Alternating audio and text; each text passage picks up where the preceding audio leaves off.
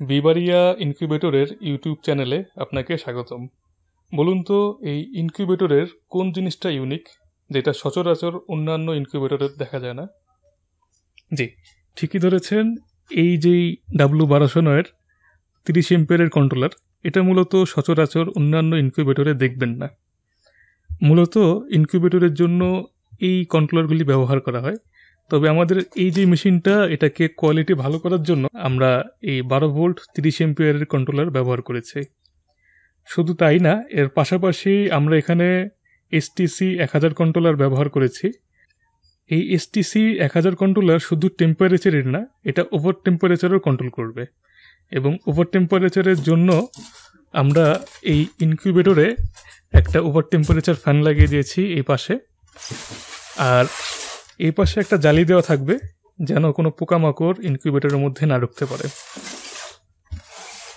আর এখানে আমরা ফ্যান ব্যবহার করেছি টেম্পারেচার ছড়ানোর জন্য ডাবল ফ্যান থাকবে। শুধু তাই না, যেহেতু এটা একটা AC/DC ইনকিউবেটর, সেই জন্য এখানে লাইট থাকবে 2টা ডিসি লাইট। এটা ব্যাটারি দিয়ে চলবে। আবার আপনার যখন কারেন্ট থাকবে তখন কারেন্টের মাধ্যমে এই লাল লাইটটা চলবে। এর পাশাপাশি এখানে আমরা AC/DC করার জন্য 3 রিলের কন্ট্রোলার ব্যবহার করেছি। এটাকে AC/DC লাইন চেঞ্জার বলে। এগুলো খুবই কোয়ালিটি মানের হবে। আর এখানের ইনকিউবেটরটা আপনি চাইলে আরও আপগ্রেড করতে পারবেন। যেহেতু এটা একটা 80-100 ডিমের ইনকিউবেটর, আপনি যদি এটাকে আপগ্রেড করতে চান, সেক্ষেত্রে উপরে আর একটা আমরা ফ্রেম বানিয়ে দিতে পারবো। সেক্ষেত্রে সামান্য কিছু টাকা হয়তো অ্যাড হবে।